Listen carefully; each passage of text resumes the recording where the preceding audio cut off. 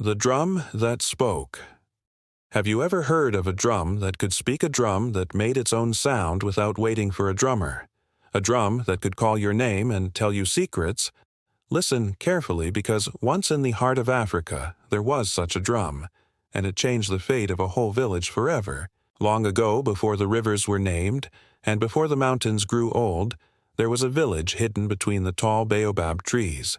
The people of that village loved music. They beat drums in the morning. They beat drums in the evening. They danced until dust rose from the earth like smoke. Their lives were filled with rhythm. But there was one drum they never touched. It was too large, too heavy, too strange. It sat in the chief E's hut, covered with a cloth of animal skin, and the elders warned, "Never strike this drum. Never let your hands fall upon it, because it does not belong to us. It belongs to the spirits." The children often asked, "Why is it here, if it must never be played?" And the elders answered, "Because the spirits gave it to our ancestors long ago." They said one day the drum would speak, but only when the village was in great danger. Until then, silence must cover it like a blanket. Among the children was a boy named Kojo. His heart was restless. His eyes were full of questions. He wanted to know everything, and he was never satisfied when answers were hidden. He asked, "Why does the drum not speak now? What danger must come before we hear it?" The elders shook their heads and said, "Stop asking, child. Too many questions will one day lead you into trouble." But Kojo could not stop thinking about the drum. It haunted his dreams. It whispered in his ears like a secret, waiting to be told. One season the rains failed, the clouds vanished, the sky turned white with heat, and the earth cracked with thirst. The village grew hungry, the rivers shrank, the crops withered, the animals wandered weak.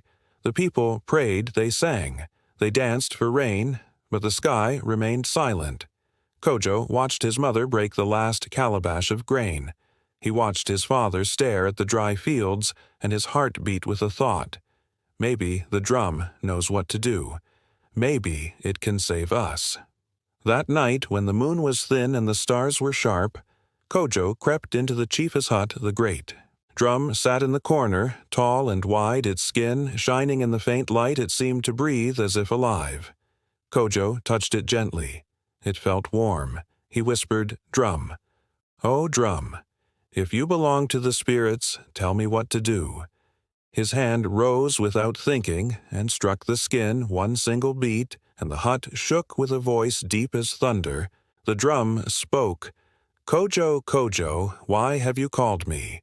The boy trembled, but answered, "Because my people are hungry, because the rain has forgotten us. Tell me what to do." The drum rumbled. "If the people want rain, they must journey to the mountain of the sky. They must climb to its peak and offer what they love most to the spirit who sleeps there. Only then will the clouds open and the rain return." Kojo ran to the elders and told them the drum has spoken. The elders were angry. They shouted, "You disobeyed. You woke the forbidden drum." But when he repeated the message, their anger cooled. For deep in their hearts they knew the boy spoke truth. So the very next day the whole village prepared for the journey. They walked through forests where the leaves were dry and brittle.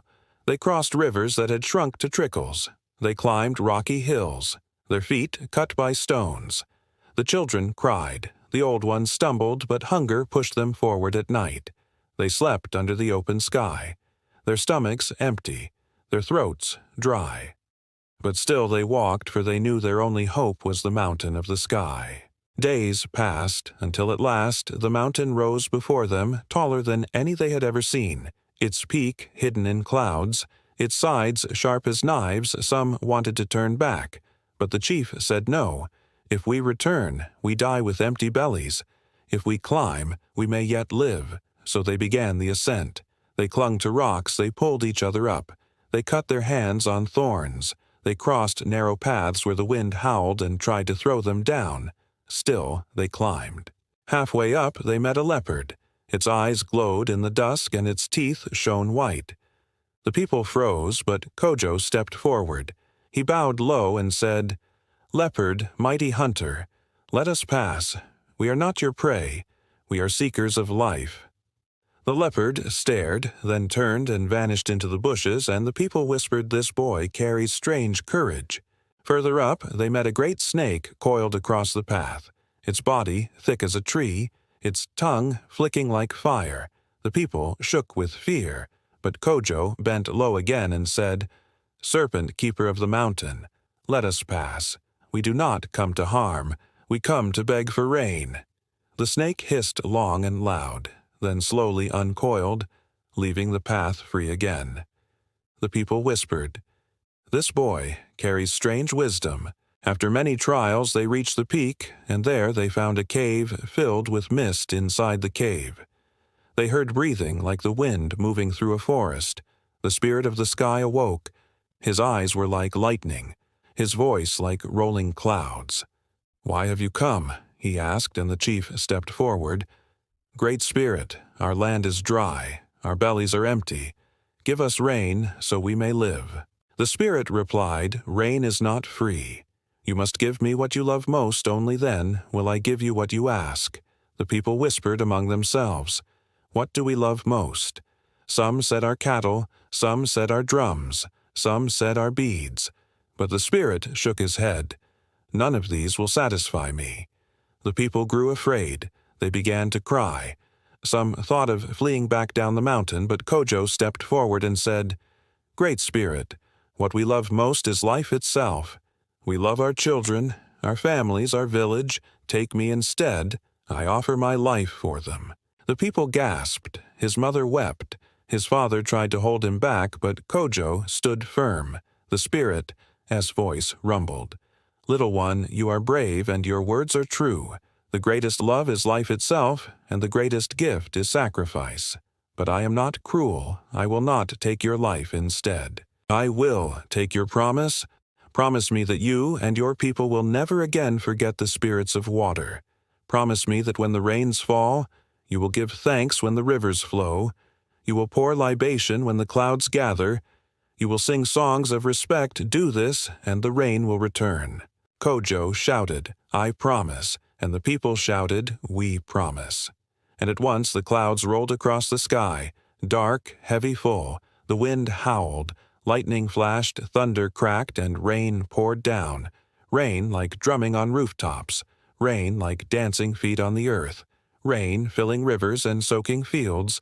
The people cried with joy. They danced in the storm. They lifted Kojo high and called him Savior. When they returned to the village, the crops drank the new water. The animals grew strong. The children laughed once more, and the great drum was brought out from the chief's hut. It was placed in the center of the village, and every year when the rains began, the people struck the drum 3 times, and it spoke with a voice of thunder, reminding them of their promise. Do not forget the spirits. Do not forget respect. Do not forget that life is the greatest gift. Years passed. Kojo grew into a wise man and taught the children never forget the spirits. But as time went by, new generations grew careless. They laughed at the old stories. They said the rain comes because it comes, not because of spirits. One year when the clouds gathered, the people forgot to pour libation. They forgot to sing songs of respect, and though the rains fell at first, the thunder grew louder than before, and the drum shook by itself. In the middle of the night, its voice like anger, "You have forgotten your promise, remember. Remember, or the rain will turn against you." The people woke in fear. They ran to the drum. They begged forgiveness. They poured libation. They sang until dawn, and the thunder softened.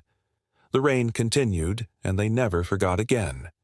And so the drum remained the heart of the village, speaking only when forgotten promises needed to be remembered, teaching each generation that respect for the spirits, respect for nature, and respect for life itself was the true path of survival.